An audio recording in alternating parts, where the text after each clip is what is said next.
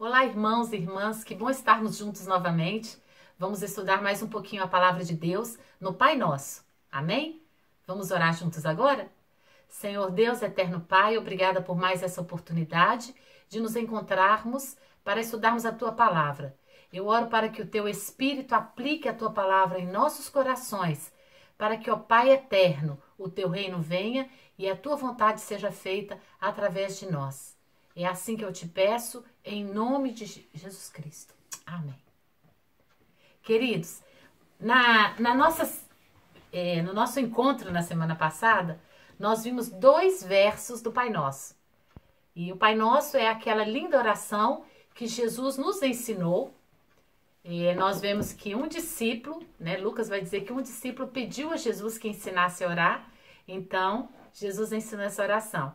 Nós estamos estudando a partir do Evangelho segundo Mateus e vamos ler novamente a oração, só para lembrarmos? Está em Mateus, no capítulo 6, a partir do versículo 9. Vocês orem assim: Pai nosso que estás no céu, santificado seja o teu nome. Venha o teu reino, seja feita a tua vontade, assim na terra como no céu.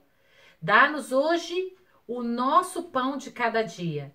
Perdoa as nossas dívidas, assim como perdoamos aos nossos devedores. E não nos deixes cair em tentação, mas livra-nos do mal. Porque teu é o reino, o poder e a glória para sempre. Amém. Amém. Aleluia. O reino pertence ao nosso amado Deus. Aleluia. Somos nós, seus filhos, aqui na terra e implantamos esse reino por meio da nossa vida. Queridos, na semana passada nós vimos os 2 primeiros versos. E hoje nós vamos ver o finalzinho, a segunda parte, a partir do versículo 12 até o final, 12, 13. Amém? Vamos lá. Pai Nosso é uma oração que representa um estilo de vida. Na semana passada nós vimos os 2 primeiros versos dessa perícope, E sabemos que o que santifica o nome do nosso Deus, o que traz o reino de Deus para a terra, que é a igreja, que faz esse movimento, é aquilo que o Pai quer que a gente faça, esse movimento de implantação do reino. A igreja, que é cada um de nós e que somos todos nós, o que traz o reino de Deus para a terra, o que santifica o nome de Deus, é quando a vontade dele é feita, a vontade dele é executada na terra, através das nossas vidas, através de mim, através de você, através de todos nós. Vamos trazendo o reino de Deus para a terra na medida que vivemos a vontade de Deus, cumprimos o plano, o propósito de Deus para cada um de nós. Nós aprendemos isso na semana passada. Aprendemos também que essa é uma oração que para nós cristãos evangélicos é um estilo, é um modelo de vida, é um jeito de viver. Então, não é apenas repetir essa oração, mas é um estilo de viver, é um estilo de vida. Então, nós vivemos para implantar o reino, nós vivemos para a vontade de Deus ser feita através de nós vivemos para que o nome de Deus seja glorificado através das nossas vidas. Por isso, nós aprendemos que devemos orar para que o pão nosso de cada dia nos seja dado, ou seja, aprendemos que devemos depender do suprimento divino diariamente. Devemos apresentar diante do Senhor, Deus nosso Pai Todo-Poderoso, todas as nossas demandas e necessidades. E aprendemos que não é feito isso apenas de uma forma individual. Isso não deve ser feito apenas de forma particular. Eu não devo orar apenas pelas minhas necessidades, mas enquanto agente do reino de Deus, enquanto servo, serva do Deus vivo, que vive para a honra e glória do Senhor Jesus aqui na terra, eu devo fazer esse estilo de oração, esse estilo de prática contínua, numa forma corporativa, ou seja, eu oro para que a minha e a sua necessidade seja suprida pelo Deus Pai Todo-Poderoso. Aprendemos que podemos chamá-lo de Pai, Pai meu, Pai seu, Pai nosso. Aprendemos tudo isso na semana passada e eu espero que você já tenha conseguido, com a graça de Deus, executar isso de uma forma mais prática na sua vida. Orar pelas necessidades do seu irmão, da sua irmã, procurar saber como você pode ser esse agente de Deus que abençoa, que transforma, que melhora, a vida do outro, através da sua prática, através das suas ações, através da sua intercessão. através do seu serviço, porque estamos aqui para servir uns aos outros em amor. Amém? Então aprendemos que a nossa oração, ainda que ela seja pessoal, ela nunca deve ser individualista. O pão é nosso, a necessidade é nossa. Eu e você fazemos parte de um corpo e vivemos nessa santa unidade. O Pai é nosso também. Nós nos apresentamos a Deus em oração acompanhados de tudo aquilo que somos. Não é verdade? Todas as nossas experiências, a nossa história, a nossa memória, nossos afetos, nossas vivências, nossas dores, frustrações, nossas conquistas, enfim, todo esse universo existencial que nos acompanha forma a nossa identidade e faz parte do que somos. Então, quando vamos orar, carregamos tudo isso somos nós. Somos esse conjunto de experiências vividas. Irmãos, quando estamos diante de Deus em oração, precisamos entender que a nossa oração, ela também é resultado direto dos nossos relacionamentos. E isso vai nos conduzir para o próximo verso. Amém? Nós não nascemos de uma forma isolada. Nascemos como resultado de um ajuntamento. Duas pessoas participaram diretamente da nossa concepção. Nós somos frutos de um ajuntamento, uma comunhão. E fomos feitos por Deus para viver em comunhão. É tão interessante que o ser humano, aqui no planeta Terra, é o mais, digamos assim, frágil de tudo que existe. Por quê? Porque o ser humano, ele é o único que não consegue viver sozinho. Quando um bebê nasce, se ele não for cuidado por outro ser humano ou por outros seres humanos, ele não vai conseguir sobreviver. Ele não consegue alimento, ele não consegue providenciar moradia, ele não consegue providenciar proteção para si mesmo. Um bebê é incapaz de sobreviver se ele não receber esses primeiros cuidados. Isso nos fala de muito, isso nos ensina muito. Se nós trouxermos isso para a realidade de agora, desse momento, que nós estamos aqui tentando estudar juntos e aplicar, é um símbolo para nós. Por mais fortes que nos tornemos, mais poderosos, capazes de governar uma nação ou nações, capazes de viajar e conquistar outros espaços, como por exemplo pisar na Lua, capazes de ir ao mais profundo oceano dentro de um submarino, um dia nós precisamos. Esses indivíduos tão poderosos que rompem barreiras, que fazem coisas incríveis e inusitadas, um dia eles precisaram ser amamentados, nutridos, cuidados, vestidos. Suas roupinhas precisaram ser trocadas. Alguém teve que dar-lhes banho, porque sozinhos eles não cresceriam, não se tornariam o que são. Eles são resultado direto, nós somos resultado direto do cuidado de alguém. Alguém cuidou de nós. Alguns de nós fomos cuidados por muitas pessoas. Não é verdade?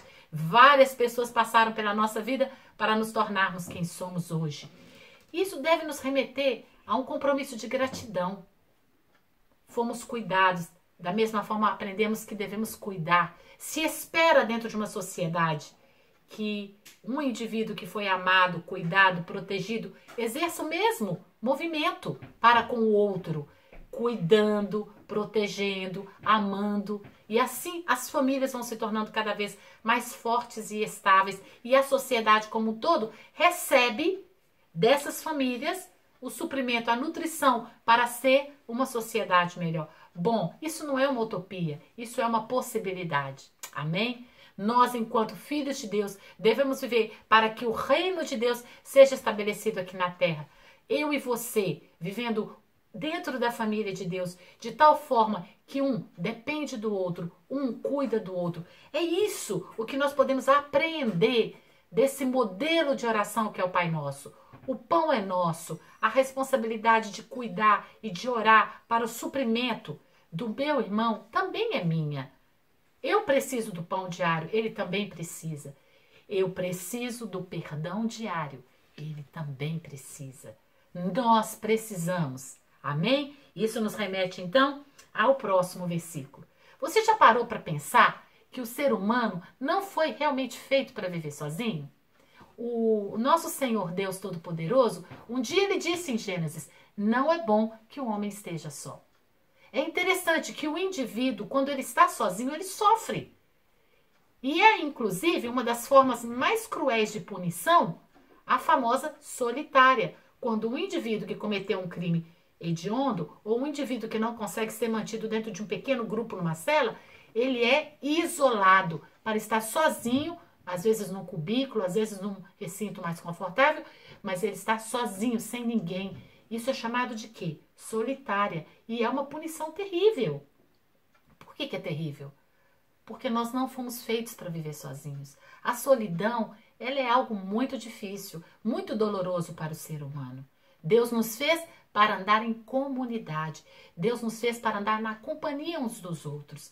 Deus nos fez para crescermos juntos, como indivíduos, formando um corpo, formando um todo, que é muito maior do que nós mesmos, mas que nos completa de certa forma e que completamos também de certa forma. E nessa interação bonita, nós existimos e percebemos o que é ser corpo de Cristo. Pois bem, nós vamos trabalhar então hoje esse versículo tão bonito que é: perdoa as nossas dívidas. Perdoa.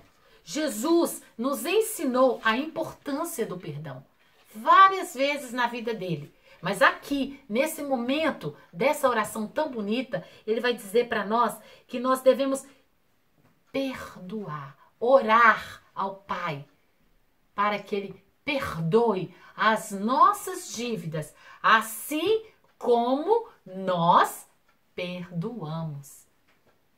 Assim como nós perdoamos. É interessante, meus irmãos, que aqui nós estamos vendo que o perdão também é coletivo. Não é alguma coisa individual. Ah, eu não vou te perdoar porque eu decidi que eu não vou te perdoar, ok? Não, nós não temos esse direito. Biblicamente, somos orientados pelo Senhor Jesus a viver uma vida de perdão. O perdão deve ser um estilo de vida. O perdão não é apenas uma ação isolada dentro do tempo e do espaço, mas é um estilo, é um modo de viver do cristão. Nós perdoamos porque fomos perdoados. Nós perdoamos porque um dia o Pai nos perdoou. Nós perdoamos porque precisamos do perdão. Continuamente. Estamos sempre falhando uns com os outros, falhando em relação ao Pai, falhando em relação àquela expectativa que o nosso Deus tem para conosco. Precisamos do perdão de Deus e precisamos aprender, enquanto cristãos, a exercer esse perdão, a doar esse perdão, uma disposição de coração de exercer a misericórdia. O que é a misericórdia? É o misericordia, é colocar o nosso coração na miséria do outro, na realidade do outro. Então nós devemos aprender a orar assim: Pai, perdoa as nossas dívidas, assim como nós perdoamos. Perdoa, porque nós também perdoamos. Perdoa-nos, ó Pai, porque perdoamos. Somos uma comunidade, somos uma igreja, fazemos parte de um todo maior e nós vivemos para perdoar, vivemos para amar, para perdoar. Irmãos, perdão é algo sobrenatural. Perdão é realmente um milagre.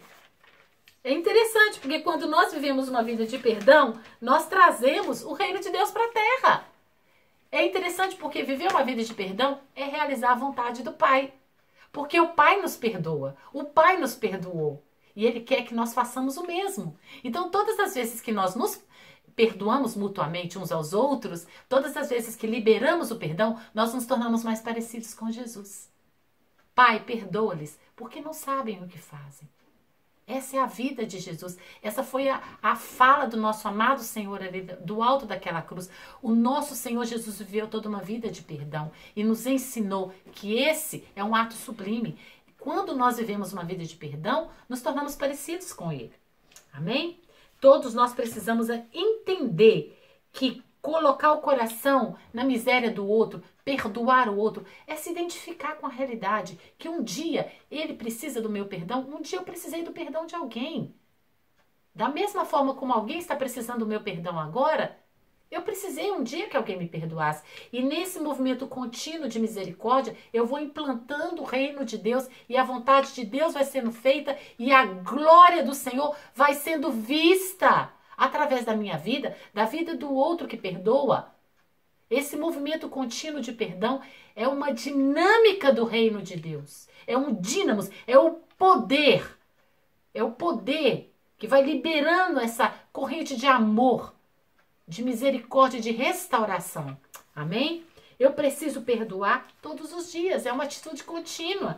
É interessante. Em Mateus 18, 21 e 22, Pedro se aproximou de Jesus e disse: Senhor, quantas vezes devo perdoar meu irmão quando ele pecar contra mim? Até 7 vezes? Respondeu Jesus: não te digo até 7 vezes, mas até 70 vezes 7. Dá 490, né? Irmãos, é interessante. Para o judeu, dentro do judaísmo, o perdão até 3 vezes era considerado algo sobrenatural, bom demais da conta. Olha só, perdoei aquela pessoa ali 3 vezes. Para eles era um limite muito bom, era considerado um limite ótimo. Pedro, quando se aproxima de Jesus, ele ultrapassa isso. Pedro pergunta: eu tenho que perdoar até 7? O 7 no judaísmo, ele simbolizava algo assim, completo, pleno, perfeito, total. Então ele está dizendo: eu tenho que perdoar até 7, ou seja, uau, eu estou indo ali no limite máximo, eu passei do nível básico do judaísmo, que seria 3. Eu cheguei no nível 7, até 7. E Jesus vira para ele e fala assim: não, 7 é muito pouco. Por quê? Porque Jesus está falando para Pedro aqui, não é a quantidade, é a qualidade. Eu não estou falando de números. Eu estou falando para você, Pedro, de um estilo de vida, de uma disposição de coração. Você se coloca no lugar do outro. Você pede a mim, que sou o seu pai, para te dar graça, de ver o outro com os olhos que eu vejo. E os olhos que eu tenho para com o outro, que eu tenho para com você, são olhos de amor e de perdão. Todas as vezes que você me pede perdão, eu te perdoo. Da mesma forma, você, meu filho, eu espero que você pratique o mesmo. Tenha essa disposição no seu coração. Eu não estou te dizendo que é fácil. Não é. Se fosse, a gente não precisava orar. A gente precisa orar para que o Pai nos ajude nesse processo. Porque perdoar é divino, é algo que Deus faz naturalmente. Está na natureza dele. E à medida que ele vai colocando da sua natureza em nós, nós vamos nos tornando mais parecidos com ele e perdoar se torna algo mais, digamos assim, natural. Mas não diria automático, mas uma decisão que nós tomamos com mais facilidade, porque estamos munidos com a palavra de Deus que nos orienta, nos alimenta e nos dá aquela, sabe, aquele impulso para obedecer. E a palavra de Deus diz que é isso que o Pai espera de nós. Amém? Então, perdoa-nos as nossas dívidas, assim como nós perdoamos aos nossos devedores. Não é apenas repetir esse verso tão lindo, é ter isso implantado dentro das nossas mentes, dos nossos corações, como uma verdade divina. Devemos ter na nossa vida o hábito, a prática de exercitar o perdão. Devemos orar como povo de Deus para que isso seja algo maravilhoso, visto pelos outros através de nós. Algo que comece a ser até natural nas nossas vidas. Perdoar, perdoar, deixar o outro livre para ir. Deixar o outro livre para ir. Como se você zerasse a conta dele para começar de novo. Para viver uma nova realidade. Porque ele recebeu o que o Pai te deu um dia, o que o Pai me deu um dia, o que o Pai nos dá todos os dias quando pedimos perdão. Amém? Você conseguiu entender? Eu espero que sim. É uma regra maravilhosa que deve fazer parte das nossas vidas. Por quê, meus irmãos queridos? Porque a vingança é algo natural para nós. Naturalmente queremos ser vingados quando alguém fez algo que nos fere. Nós queremos devolver às vezes numa medida até maior, não é verdade? Então perdoar é algo que nos torna mais parecido com o nosso Pai. Porque só o Pai nos amou, independente de qualquer coisa, sem merecermos, e nos perdoou. Nos perdoou e continua nos perdoando todos os dias, quando nos achegamos a Ele em oração e pedimos perdão. Amém? Assim como recebemos perdão, devemos exercer o perdão. É isso que o Senhor Jesus está nos ensinando. Eu sei que tem muito mais, mas é um pouquinho do muito que tem contido nesse verso que eu gostaria de transmitir nesse nosso breve encontro. No próximo verso nós temos: não nos deixe cair em tentação, mas livra-nos do mal. Não nos deixe ser seduzidos pelo diabo. A tentação é um estímulo, uma indução, um ato que parece atraente, ainda que seja inapropriado. Interessante. Aqui também a oração é coletiva. Não é não me deixe cair em tentação e livra-me do mal, é não nos deixe. Ou seja, não sou apenas eu que preciso ser livre da tentação diária, o meu irmão também. Você, todos nós, precisamos ser poupados dessa tentação, sermos livres do mal. E aqui podemos perceber a necessidade de interceder uns pelos outros, para que Deus fortaleça o meu irmão, fortaleça a minha irmã, para que juntos possamos vencer a cada dia a tentação e sermos livres do mal. Eu oro por você, você ora por mim. Nós, como corpo de Cristo, nos protegemos mutuamente, cuidamos uns dos outros, amamos e servimos uns aos outros, brindamos o perdão, dividimos o pão e intercedemos juntos para que possamos vencer o mal, possamos vencer a tentação. Percebeu o movimento dinâmico do reino? O tempo todo aqui somos nós, não é eu e você apenas, somos nós, um todo, um coletivo. Aqui nessa oração nós podemos perceber a ideia de corpo, né? O mal que te atinge também me atinge. Se você está sofrendo, se você está passando por uma tentação, eu também, como parte do corpo de Cristo, estou sofrendo junto. Isso Jesus está nos ensinando, ele está nos ensinando a orar. Ele está nos ensinando um estilo de vida. Viver de forma que o que acontece com o outro também me importa. Me importa no sentido de eu vou orar por ele. Eu vou fazer o possível para poupá-lo do mal. Eu vou fazer tudo que estiver a meu alcance para que ele não seja tentado além das forças dele. Né? Então isso é muito importante. Por quê? Porque a vitória é minha, a vitória é sua. Nós precisamos juntos ser livres da tentação. Juntos ser livres do mal. Existe um segredo espiritual, uma chave na unidade. Orar para que sejamos livres do mal, que não sejamos atraídos e enganados pelo diabo. Porque o diabo, ele é o tentador, meus irmãos. Ele é o próprio mal. Nós devemos orar todos os dias para que o diabo não tenha espaço em nós. Que ele não encontre nada em nós. Que ele não encontre nada em mim. Que ele não encontre nada em você, que ele não ache espaço nas nossas vidas. Paulo escreveu aos irmãos de Tessalônica, 1 Tessalonicenses 3,5. Ele deixa claro que o nosso inimigo é o tentador. Jesus disse em João 14,30, já não falarei muito convosco, porque vem o príncipe desse mundo, e ele nada tem em mim. Olha que coisa poderosa. Jesus está dizendo, ele nada tem em mim. O inimigo, ele não achou espaço em Jesus. Embora ele tivesse tentado Jesus. E nós conhecemos, né? Nós sabemos, aqueles que já leram um pouquinho o Novo Testamento, já perceberam os evangelhos sinóticos, Mateus, Marcos e Lucas, os três citam aquela experiência que Jesus teve logo após ser batizado com o Espírito Santo. A Bíblia diz que os céus se abriram, que ele ouviu aquela presença maravilhosa, a voz do Pai dizendo, né? Que ele era o filho amado. Um filho amado. Filho amado. O pai, o próprio pai falando, meu filho amado. E aí logo depois, Mateus 4 e Lucas 4 nos narram a tentação. Ele está cheio do Espírito Santo e ele é conduzido até pelo Espírito Santo mesmo, para o deserto, onde ele é tentado pelo diabo. E é interessante que Mateus registra isso muito bem. O inimigo aparece dizendo o quê? Se tu és o filho. Olha, Jesus foi tentado na sua identidade. O pai tinha acabado de dizer, tu és meu filho. Jesus passou 40 dias jejuando, ele estava com fome, ele estava fragilizado, ele estava num lugar exposto, que é o deserto, um lugar muito, digamos assim, inóspito, E ali o inimigo aparece e diz para ele o quê? Se tu és. Vai questioná-lo aonde? Na identidade, naquilo que ele tinha acabado de receber do próprio Pai.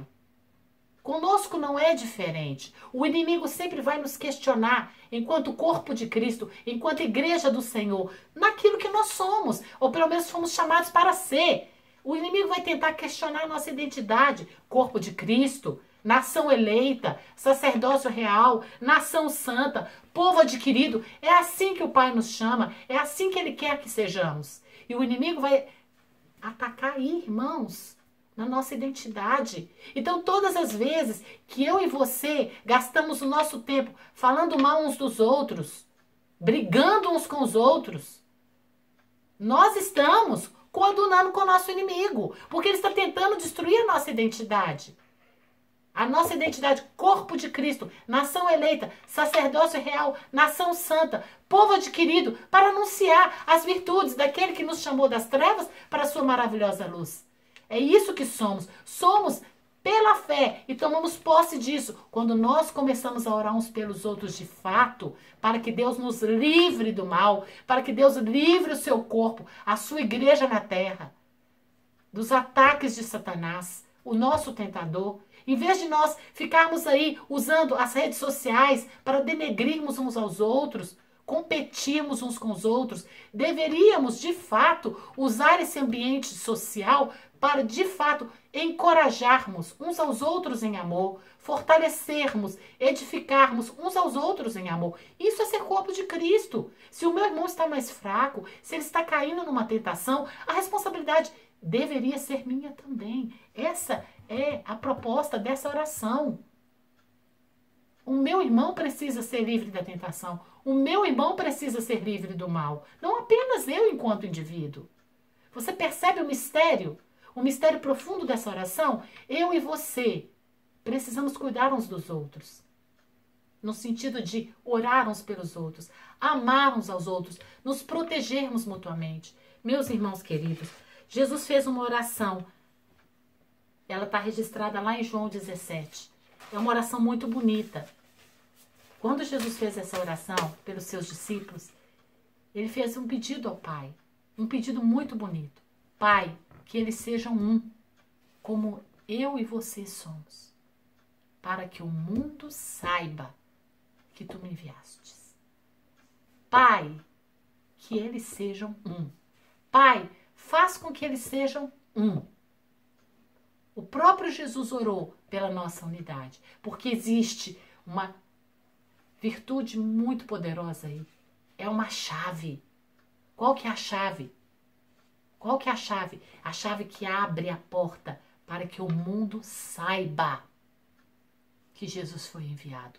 Todas as vezes que nós nos atacamos mutuamente, competimos uns com os outros, denegrimos a imagem um do outro, nós estamos atuando da forma que o inimigo quer.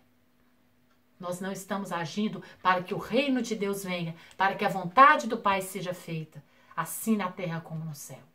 Não, estamos fazendo exatamente o contrário.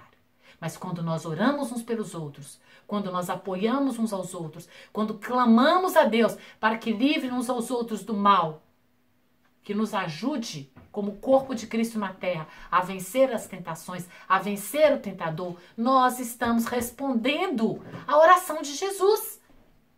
Que eles sejam um, para que o mundo saiba. E isso revela para o mundo quem é o Pai. E a vontade de Deus é feita através de nós. Tem muito mais para ser falado nesse maravilhoso texto, nessa maravilhosa perícope que nós chamamos de Pai Nosso. Mas eu vou parar por aqui. E eu gostaria de fazer uma oração com você agora. Que o Pai nos ajude, pela sua bondade e misericórdia, a exercermos perdão uns para com os outros. Que o Pai nos ajude, pela sua bondade e misericórdia, a orarmos uns pelos outros, para que Ele nos livre da tentação e do mal. Amém? Que o Pai nos ajude, pela sua bondade e misericórdia, para que o inimigo desse século não encontre nada em nós. Que possamos dizer como corpo de Cristo, como igreja do Deus vivo aqui na terra. Aí vem o príncipe desse século e ele nada tem em mim. Ele nada tem em nós, corpo de Cristo, igreja do Deus vivo. Amém? Vamos orar? Senhor Deus e eterno Pai, obrigada mais uma vez por podermos usar esse momento para estudar a Tua santa palavra. Eu oro a Deus que o Senhor possa aplicá-la em nossos corações. Eu oro a Deus que possamos aprender e viver a proposta que o Senhor mesmo, através do Teu Filho amado Jesus Cristo, nos ensinou nessa oração. Que possamos, de fato, não apenas de palavras, mas de fato, perdoar uns aos outros, assim como o Senhor tem nos perdoado. E que possamos também, de fato, pela bondade e misericórdia do Senhor, orar uns pelos outros, para que possamos ser livres do mal, livres de toda a tentação. Guarda-nos, ó Deus, como teu povo, como tua igreja, de todo mal que tenazmente nos assedia. Ajuda-nos, ó Deus, a vivermos uma vida de tal forma que o teu reino venha e a tua vontade seja feita aqui na terra, como é no céu. Eu te peço isso, amado Pai Celestial, no nome do teu Filho Jesus. E eu te agradeço. Amém.